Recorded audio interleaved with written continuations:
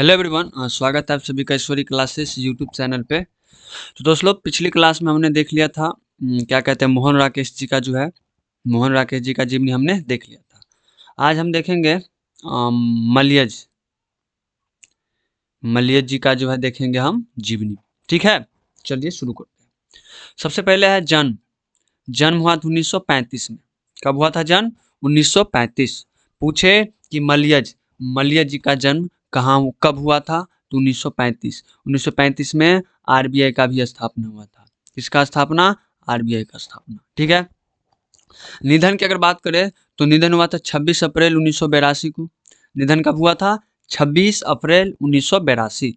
जन्म स्थान की अगर बात करें, जन्म स्थान तो जन्म स्थान है महुई, आजमगढ़, यूपी। देखिए ये भी यूपी के है। ये भी कहाँ के हुए? यूपी के हुए। निधन हुआ था 26 अप्रैल 1982। जन्म हुआ 1935। जन्म स्थान की अगर बात करें तो महू, आजमगढ़, यूपी। ठीक है। अब मूल नाम क्या था? भरत जी श्रीवास्तव। मूल नाम क्या था मल्यज जी का? भरत जी श्रीवास्तव। मूल नाम मल्यज का पूछे कि भरत जी श्रीवास्तव किसका मूल नाम था? तो मल्यज जी का। माता का नाम था प्रभावती। एवं देखिए प्रभावती, देखिए ये जो है जयप्रकाश नारायण की पत्नी का नाम था प्रभावती। ऐसे देखिए मलियज की माता जी का नाम है प्रभावती, लेकिन जयप्रकाश पत्नी के नाम क्या थे? प्रभावती। पिता का नाम है त्रिलोकीनाथ वर्मा। क्या है? त्रिलोकीनाथ वर्मा। शिक्षा देखिए क्या सब पढ़े, कितना क्या पढ़े। ठीक है। एमए किया अंग्रेजी में, इलाहाबाद विश्वविद्यालय यूपी से। एमए का किस में किया? अंग्रेजी में। मलियज जी एमए किया था, पोस्ट ग्रेजुएट है ना, मास्टर ऑफ आर्ट्स अंग्रेजी में किए थे, इलाहाबाद विश्वविद्यालय से, उत्तर प्रदेश में ही। विशेष देखिए क्या है, तो छात्र जीवन में क्षय रोग से ग्रसित ना, क्षय रोग से ग्रसित। तो पूछ सकते हैं कि छात्र जीवन में कौन लेखक जो है क्षय रोग से ग्रसित हो गए? तो ये मलियज जी। अब ऑपरेशन में एक फेफड़ा काट कर निकालना पड़ा। दिख रहा है, मतलब ऑपरेशन जो हुए मलियज जी का, तो क्षय रोग से ग्रसित थे, और जब ऑपरेशन हुआ तो इनका जो है एक फेफड़ा क्या हुआ? निकालना पड़ा काट। ठीक है। अब है शेष जीवन में दुर्बल दुर्बल स्वास्थ्य और बार बार अस्वस्थता के कारण दबाव के सहारे। देखिए स्वस्थ ही जीवन है। अगर स्वस्थ अगर ठीक नहीं रहेगा ना आपको, तब कुछ भी नहीं कर पाइएगा, कुछ भी करने में मजा नहीं आएगा। तो क्या बोल रहा है कि दुर्बल स्वास्थ्य और बार बार अस्वस्थता के कारण दबाव के सहारे जीते रहे। फिर भी इतना बड़ा काम कर दिए, लेख लिख दिए। ठीक है। स्वभाव देखिए कैसा था, तो अंतर्मुखी स्वभाव, इंट्रोवर्ट थे ना। कैसे थे? इंट्रोवर्ट, सॉरी, अंतर्मुखी स्वभाव के थे। किन स्वभाव के? इंट्रोवर्ट कहते हैं इंग्लिश में। प्रायः अवसादग्रस्त किंतु कठिन जिजीविषा धर्मी, है ना, गंभीर, एकाप्रिय और मितभाषी थे ना। ये जो है अवसादग्रस्त, अवसाद मतलब डिप्रेशन में हमेशा रहते थे, क्योंकि क्या है तबीयत इनका ठीक रहता नहीं था। तो तबीयत ठीक अगर नहीं रहेगा तो क्या रहेगा? अवसाद में रहेगा, डिप्रेशन में रहेगा।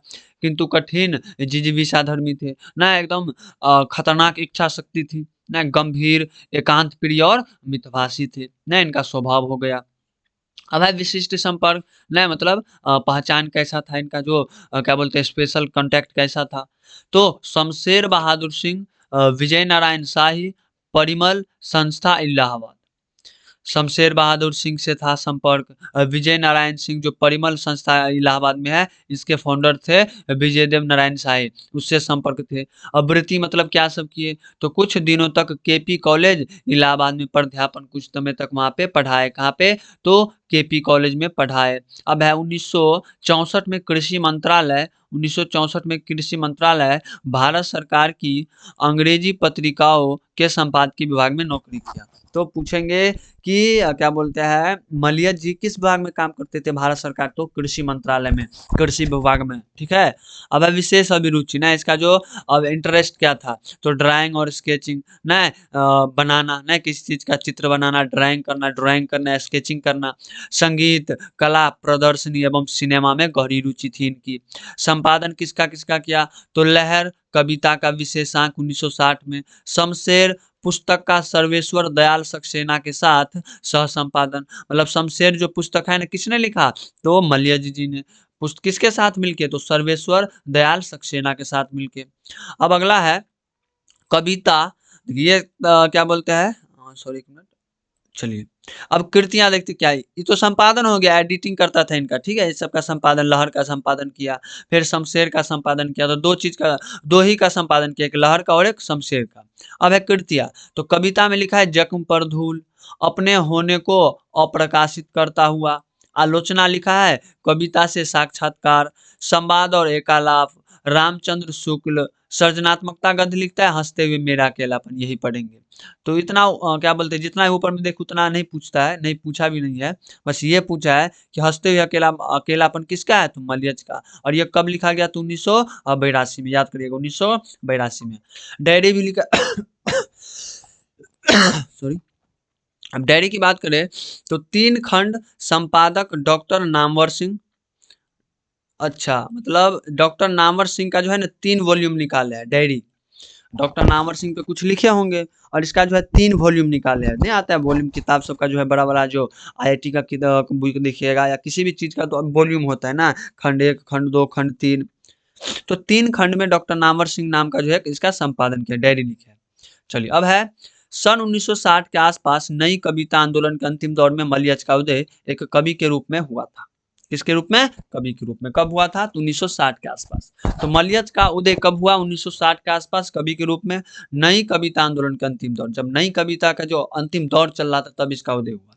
आरंभ में भाषा, रचना शैली और संवेदना के तल पर वे नई कविता के प्रवृत्ति रूप के प्रभाव में थे, किंतु आगे के सामाजिक राजनीतिक विकास के साथ आए साहित्यिक यथार्थ संबंधी परिवर्तनों के बीच एक और वे अपनी कविता में रचना दर रचना अनेक महत्वपूर्ण बदलाव से गुजरते रहे, तो दूसरी ओर उनकी आलोचना का विकास, जो हिंदी में 7वें 8वें दशक की उपलब्धि कही जा सकती है। चलिए, इतना नहीं है इम्पोर्टेंट, जो भी हम इम्पोर्टेंट रहेगा हम बोल देंगे कि यहाँ लिख लीजिए, ठीक है? कवि के रूप में सृजन प्रक्रिया के दौरान वे कुछ अनुभव करते थे, उसे ही निरीक्षण पर्यवेक्षण के द्वारा आलोचना में रूपांतरित करते थे, ठीक है? मतलब कुछ भी अनुभव करते थे ना, तो उसका ही क्या बोलता है, निरीक्षण पर्यवेक्षण करके आलोचना में रूपांतरित कर देते थे कि आलोचना कैसे किया जाए, क्या आलोचना में शामिल किया जाए। इस प्रकार मुक्ति बोध की तरह उनकी कविता और आलोचना एक ही समग्र सर्जन प्रक्रिया के विविध अभिव्यक्तियों के रूप में एक दूसरी की साक्ष्य या प्रमाण की तरफ विकसित हुई है। मतलब ये जो आलोचना लिखते थे, तो मुक्तिबोध भी कवि थे, आलोचक थे, तो बोल रहे हैं ये जो आलोचना करते थे तो सेम मुक्तिबोध के जैसे दिखते थे ना, उन्हीं की तरह प्रमाण सिद्ध होते थे। मलियज के लिए कविता स्वभावतः आलोचना भी व्यक्ति के भीतर और बाहर के परंपरागत स्रोतों की अवधारणाओं को एक और अखंड करती हुई रूपाकार ग्रहण करती है। एक कवि के रूप में जहाँ वे अपनी काव्यानुभूति के उन रासायनिक तत्वों और प्रक्रियाओं के प्रति सचेत और जागरूक रहते हैं जिनमें परिवेश और बाह्य यथार्थ के अंशावदान है, तो एक आलोचक के रूप में वे तीक्ष्ण संवेदनशीलता और गहन मानवीय लगाव के साथ रचना के आंतरिक संसार में उतरकर सृजनात्मक स्रोतों, संश्लेषों और प्रक्रियाओं पर सहृदय सहानुभूति एवं सजग बौद्धिकता के साथ दृष्टि जमाए रखते हैं। मतलब देखिए, अगर ये कुछ भी या क्या बोलते हैं या आलोचना लिखे चाहे कोई भी निबंध लिखे, तो दृष्टि जमाए रखते हैं कि क्या बोलते हैं, हम कैसे लिखेंगे तो सृजनात्मकता की संस्कृति का कोई संस्कृति में कोई प्रभावित ना हो। मतलब बौद्धिकता के साथ ना, अपने बौद्धिकता, सजग बौद्धिकता ना, कुछ भी लिखने से पहले सोचते थे कि क्या कोई संस्कृति को तो बुरा नहीं मानेंगे अगर लिख देंगे तो, ठीक है? अब सहज ही उनकी आलोचना में कविता का समतुल्य सुख प्राप्त होता है।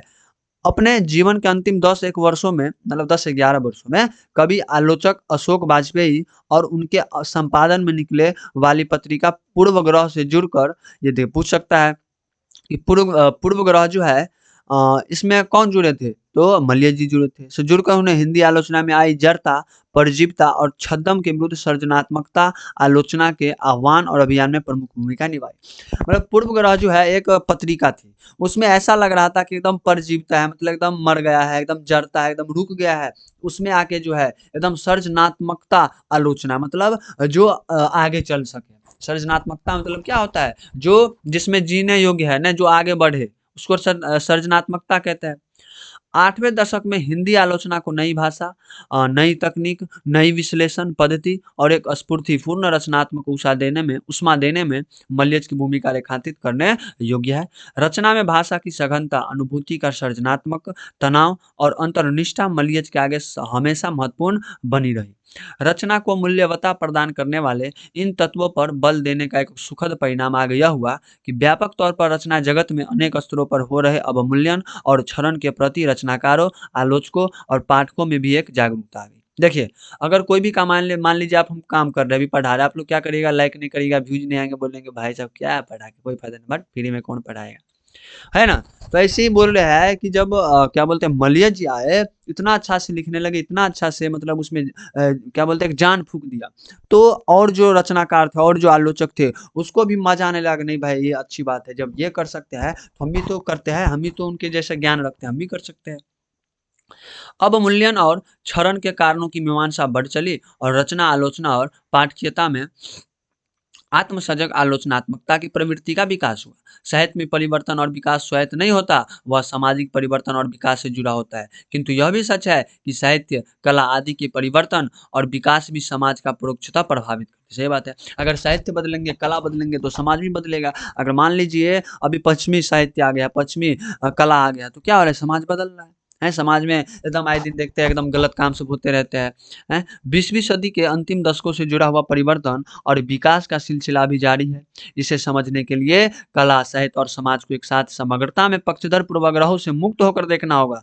मतलब देखिए, अगर हमको समझना है कि सही में परिवर्तन हो रहा है, तो हमको सबको देखना पड़ेगा, कला को देखना पड़ेगा, आर्ट एंड कल्चर देखना पड़ेगा, साहित्य देखना पड़ेगा, सोसाइटी देखना पड़ेगा, समाज को देखना पड़ेगा, तब हमको पता चलेगा रियलिटी में कि जो है क्या बोलते हैं, साहित्य परिवर्तन हो रहा है, युग परिवर्तन हो रहा है।